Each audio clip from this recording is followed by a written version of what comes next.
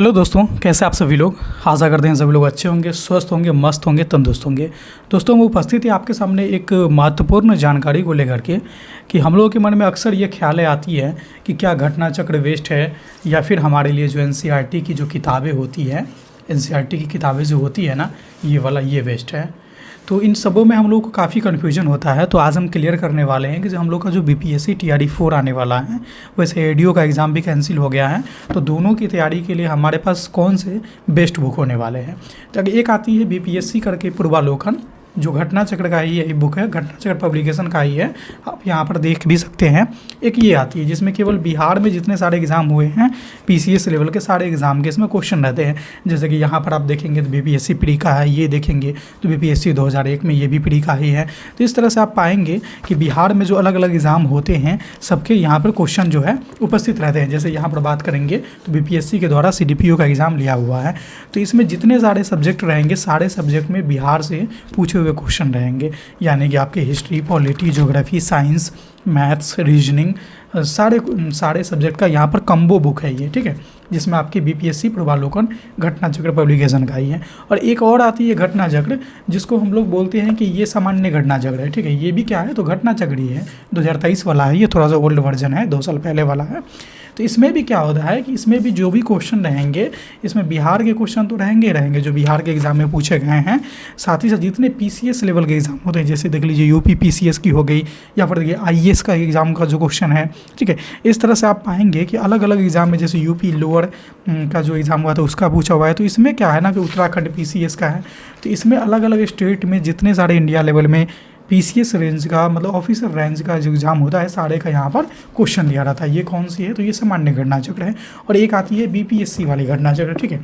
तो इस दोनों में अंतर क्या है, तो इसमें केवल बिहार के एग्ज़ाम के क्वेश्चन रहेंगे और वो वाले में सभी एग्ज़ाम के क्वेश्चन रहेंगे, ठीक है। अब अगर हम बात करेंगे कि टीआरई 4 के लिए दोनों में से कौन सा बुक बेस्ट है, तो आप पहले बिहार वालों को कवर कर लीजिए। इससे लगभग 90% क्वेश्चन आप छूटेंगे नहीं, और आपके पास अगर समय एक्स्ट्रा बचती है तब आप इसके अलग अलग बुक जो है वो ले लीजिएगा। जैसे ये जो है ना, ये पर्यावरण की बुक है, इसी तरह से मॉडर्न हिस्ट्री का लगाएगी, ज्योग्राफी की अलग आएगी, पॉलिटी की अलग आएगी, ठीक है। और ये जो कम्बो बुक है बीपीएससी वाला, इसमें सारे सब्जेक्ट यहाँ पर इसमें जो है ना सारे सब्जेक्ट एक ही बुक में होते हैं। जैसे आप देख लीजिएगा, यहाँ पर इतिहास भी है, भूगोल भी है, अर्थशास्त्र भी है, पर्यावरण भी है, सामान्य विज्ञान भी है, ठीक है, गणित भी है। साथ ही साथ जो बिहार स्पेशल जो प्रश्न पूछे जाते हैं, बिहार स्पेशल, वो भी इस बुक में यहाँ पर कंप्लीट है, ठीक है। तो ये बुक लेना सबसे बेस्ट रहेगा मेरे समझ से। और साथ ही साथ अब जो कन्फ्यूजन आती है कि क्या बीपीएससी के लिए, टीआरई 4 के लिए जो टीचर एग्ज़ाम है, बीपीएससी टीचर के लिए हमारा घटना चक्र बेस्ट रहेगा या फिर हमारे लिए एनसीईआरटी बेस्ट रहेगा, ठीक है। तो देखिए एनसीईआरटी में जितने सारे पॉइंट आपको यहाँ पर दिए गए हैं, लगभग जितने सारे पॉइंट हैं ना, यहाँ पर आप देख रहे हैं, जैसे कि मैंने रेंडमली उल्टाया और आप हमारे सामने मिल गया कि आयनिक यौगिक या वैद्युत संयोजक यौगिक कहा जाता है किसको, धातु एवं अधातु के इलेक्ट्रॉन के स्थानांतरण से बने यौगिक को, ठीक है। तो ये बातें भी आपके बीपीएससी में भी है और ये बातें आपके यहाँ पर एनसीईआरटी में भी है। कहने का मेरा मतलब ये है कि 90% जो सिलेबस है एनसीईआरटी का, वो आपके बीपीएससी वाले पूर्वालोकन में यानी घटना चक्र में कहीं ना कहीं पूछे जा चुके हैं। तो कहने का मतलब मेरा ये है कि अगर इससे भी आप कवर करते हैं तो बीपीएससी के लिए घटना चक्र दोनों कवर हो जाएंगे। लेकिन जो एनसीईआरटी की जो बात होती है ना, इसमें हर सब्जेक्ट से 5-10 क्वेश्चन ऐसे बन जाएंगे जो अभी तक किसी एग्ज़ाम में पूछे नहीं गए हैं। सीधा सी ऐसी बात समझिए कि जो घटना चक्र हमारी होती है वो एक क्वेश्चन बैंक है और कुछ ऐसे क्वेश्चन हैं जो अभी तक पूछे नहीं गए हैं। तो इसीलिए आपका एनसीईआरटी भी पढ़ना बहुत ज़रूरी है। तो कहने का मेरा मतलब ये है कि एनसीईआरटी पढ़िए, यहाँ पे आपके कंसेप्ट मिलेंगे, एक एक करके पूरा कंसेप्ट को पहले अंडरलाइन करके अच्छे से पढ़ जाइए। और उसके बाद क्या करना है ना, उसके बाद क्या करना है कि हम लोग यहाँ पर घटना चक्र से जो पूछे हुए क्वेश्चन है, इससे हम लोग क्या करेंगे, प्रैक्टिस लगाएंगे, ठीक है। तो ये हमारा इससे सारे सब्जेक्ट कंप्लीट हो जाएंगे, जीके और जीएस वाले।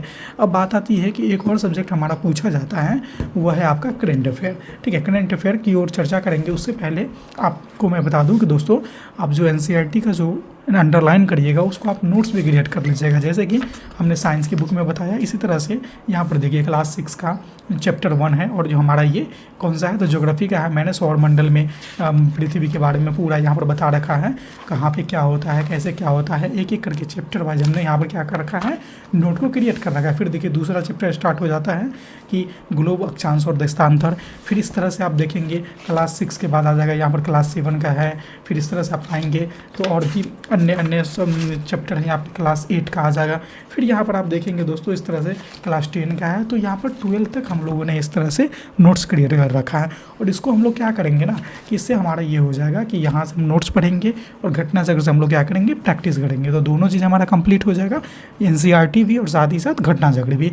और इसके साथ अगर साथियों हम बात करेंगे करेंट अफेयर के लिए, तो करेंट अफेयर के लिए हम लोग यहाँ पर जो है ना स्पीडी पब्लिकेशन का एक बुक आता है 2026 वाला, जो है ये हर महीने आती है। जैसे हमारे पास अभी अप्रैल 2025 से 1 अप्रैल 2026 तक वाली बुक है, ठीक है। फिर मई आ गई तो मई वाला भी अभी आ गया होगा। तो इस तरह से हम लोग इसको क्या करेंगे ना कि इसको भी हम लोग एक एक करके टू द पॉइंट यहाँ पर पढ़ेंगे। और लास्ट में देखिएगा, लास्ट में क्या है ना कि सबसे लास्ट में एंड में यहाँ पर क्या है कि कुछ क्वेश्चंस दिए हुए हैं, लगभग 800 क्वेश्चन हैं, ठीक है। तो इन सारे क्वेश्चंस को भी हम लोग क्या है इसको भी रट जाएंगे एक एक करके, चूँकि करंट अफेयर रटने की चीज़ है तो इसको हम लोग रट जाएंगे। तो कहने का मेरा मतलब ये है कि हम लोग इस तरह से अगर तैयारी करते हैं, और मैथ रीजनिंग के लिए मैं आपको क्या करूँगा ना कि जितने सारे इंपॉर्टेंट क्वेश्चन हैं, टॉपिक है, सबको यहाँ पर क्वेश्चन आपके सामने रहेगा, फिर हम लोग यहाँ पर उसको सॉल्व करने वाले हैं। तो कहने का मेरा मतलब ये है दोस्तों कि इस तरह से हम लोग की तैयारी ना एक अच्छे लेवल पे चली जाएगी, एक अच्छे लेवल पे बूस्टअप हो जाएगी।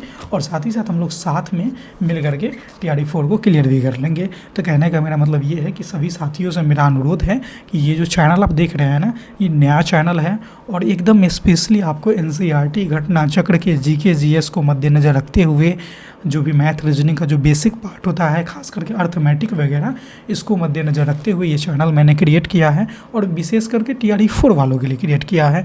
वैसे इससे सारे कंपटीशन के एग्ज़ाम क्लियर हो जाएंगे क्योंकि सारे का बेस्ट NCERT ही होती है, लेकिन हम लोग का पहला जो टारगेट है ना वह TRE4 यानी कि BPSC टीचर का जो एग्ज़ाम होने वाला है 2026 में TRE4 का, उसके लिए हमने ये चैनल को बनाया है। तो इसमें हम लोग क्या करेंगे कि लाइव में आकर के रोज़ शाम में एक समय निर्धारित कर देंगे, वहाँ पर आकर के हम लोग इस तरह से रोज़ जो है ना एक एक चैप्टर करके नोट्स, घटना चक्र और NCERT बुक, ये तीनों का कम्बिनेशन मिला करके हम लोग 1 घंटे रोज़ जो है ना प्रैक्टिस करने वाले हैं। तो आप लोग अगर इच्छुक हैं, तैयार हैं, लग रहा है कि आपको बेनिफिट मिलने वाली है, तो चैनल को सब्सक्राइब कर लीजिए और हमारे साथ जो है ना रोज़ शाम में 9 बजे रात्रि में सोने से पहले प्रैक्टिस सेशन में ज़रूर जुड़िएगा। वहाँ से आपको बहुत सारी बेनिफिट होने वाली है, बहुत सारी। और कहने का मेरा मतलब ये है कि सभी साथी एक बार फिर से अपने रिजल्ट की ओर अग्रसर रहेंगे। और ये जो चैनल जहाँ आप देख रहे हैं ना, यह चैनल है दोस्तों आपका ही चैनल है।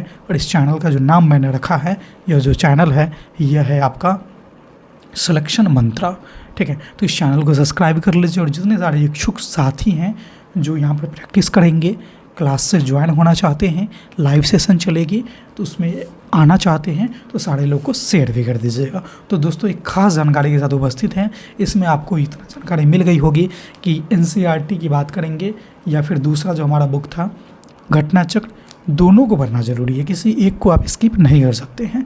सिलेक्शन चाहिए तो सिलेक्शन मंत्रा पे आइए और दोनों बुक को अच्छे से पढ़िए। और साथ ही साथ जितने सारी चीज़ें करेंट अफेयर्स हैं, मैथ से हैं, रीजनिंग हैं, सारे चीज़ को हम लोग यहाँ पर कवर करने वाले हैं। हाँ, एक क्वेश्चन आप लोगों के मन में होगा कि सर ये जो 1 to 5 के लिए है या फिर 6 to 8 के लिए है या फिर 9-10 के लिए है या +2 के लिए, तो मैं आपको बता दूँ कि जो 40 नंबर का जो सेक्शन होता है ना, इसमें सारे के लिए बराबर होते हैं। 6 to 8, 9, 10 और +2 के लिए सबको फुल्ली पढ़ना है। और जो 1 to 5 वाले जो PRT वाले हैं ना, उनको क्या है कि विशेष रूप से पढ़नी होती है।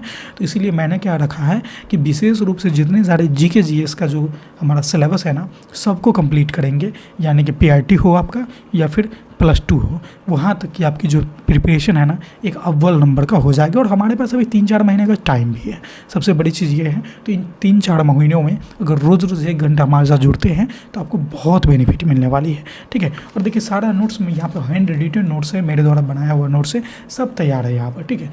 आपको बस क्या करना है कि रोज़ प्रैक्टिस करना है, रोज़ तैयारी करनी है, रोज़ यहाँ पर हम लोग को सेट लगाना है, रोज़ मॉक टेस्ट करेंगे, रोज़ क्वेश्चन पूछेंगे और रोज़ यहाँ पर प्रैक्टिस करना है। तो दोस्तों ये जानकारी कैसी लगी अगर अच्छी लगी तो कमेंट के माध्यम से बताइए। और दूसरी चीज़, सबसे महत्वपूर्ण चीज़, अगर आप इच्छुक हैं, आपकी इच्छा है, तो कमेंट के माध्यम से ज़रूर बताइएगा कि हाँ लाइव क्लास सर लीजिए, वहाँ पर हम लोग उपस्थित रहेंगे। अगर इच्छा नहीं है, क्योंकि आप लोगों की जो मनोबल रहेगी उसी के हिसाब से हम क्लास अटेंड करेंगे।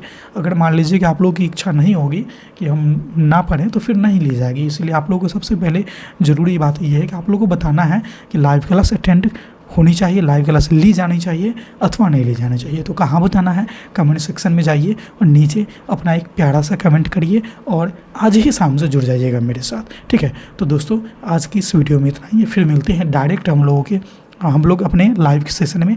तब तक के लिए हमारे चैनल के साथ बने रहिए, चैनल को सब्सक्राइब कर लीजिए, लाइक कर लीजिए और दोस्तों के बीच शेयर भी कर दीजिए। तो दोस्तों धन्यवाद हमारे इस वीडियो को, महत्वपूर्ण वीडियो को आप सबों को इतने अंत तक देखने के लिए, ठीक है दोस्तों। तो मिलते हैं अपने लाइव सेशन में, तब तक के लिए देखते रहिए हमारे चैनल सिलेक्शन मंत्रा को। धन्यवाद।